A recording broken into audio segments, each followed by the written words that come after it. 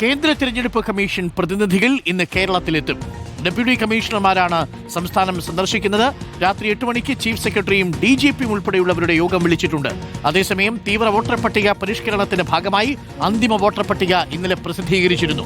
റഹീസ് റഷീദുണ്ട് കൂടുതൽ വിവരങ്ങളുമായി. റഹീസ് റഷീദ്, അങ്ങനെ സമയമായി അല്ലേ? ഒരുക്കങ്ങളൊക്കെ പൂർത്തിയായി.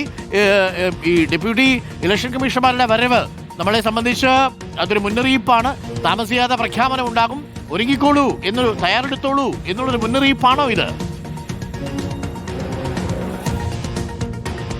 അരുൺകുമാർ, ഇനി ഏത് ദിവസമാണ് തീയതി പ്രഖ്യാപിക്കുന്നത്? ആ പ്രഖ്യാപിക്കുന്ന വോട്ടെടുപ്പും വോട്ടെണ്ണലും അടക്കമുള്ള ദിവസം ഏതാണെന്ന് മാത്രം അറിഞ്ഞാൽ മതി. ഏറ്റവും അവസാന നടപടിക്രമങ്ങളിലേക്ക് കേന്ദ്ര തെരഞ്ഞെടുപ്പ് കമ്മീഷൻ കടന്നു.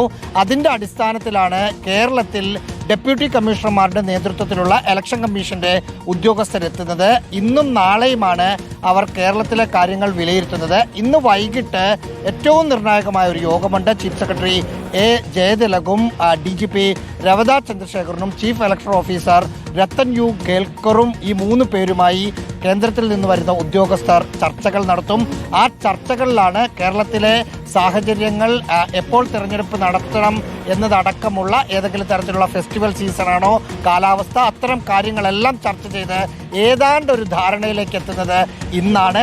നാളെ തെരഞ്ഞെടുപ്പ് കമ്മീഷണർ മുഴുവൻ ജില്ലാ കളക്ടർമാർ, പോലീസ് മേധാവിമാർ എന്നിവരുടെയൊക്കെ യോഗം വിളിച്ചിട്ടുണ്ട്.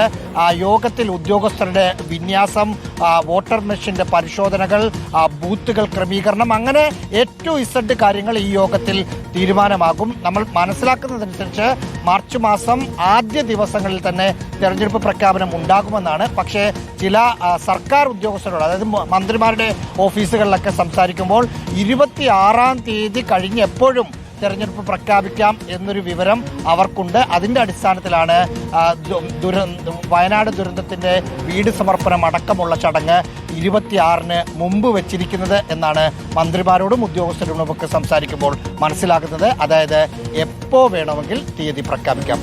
അപ്പൊ ഇങ്ങ് വന്നു കഴിഞ്ഞു റഹീസ് റഷീദ്. റിപ്പോർട്ടർ ടിവിയും ഞങ്ങളുടെ വാർത്താ സംഘവും തയ്യാറാണ്. പ്രിയപ്പെട്ട പ്രേക്ഷകരെ, തെരഞ്ഞെടുപ്പിന് സമഗ്രമായിട്ടുള്ള കവറേജാണ് റിപ്പോർട്ടർ പ്രേക്ഷകരിലേക്ക് എത്തിക്കുന്നത്. ഓരോ പഞ്ചായത്തിലെയും ബൂത്ത് തലത്തിൽ നിന്നുള്ള വിശദാംശങ്ങൾ വരെ പ്രേക്ഷകരിലേക്ക് എത്തിക്കാനുള്ള സംവിധാനം തയ്യാറാക്കി കഴിഞ്ഞു. പ്രിയപ്പെട്ട പ്രേക്ഷകർ, തുടരുക.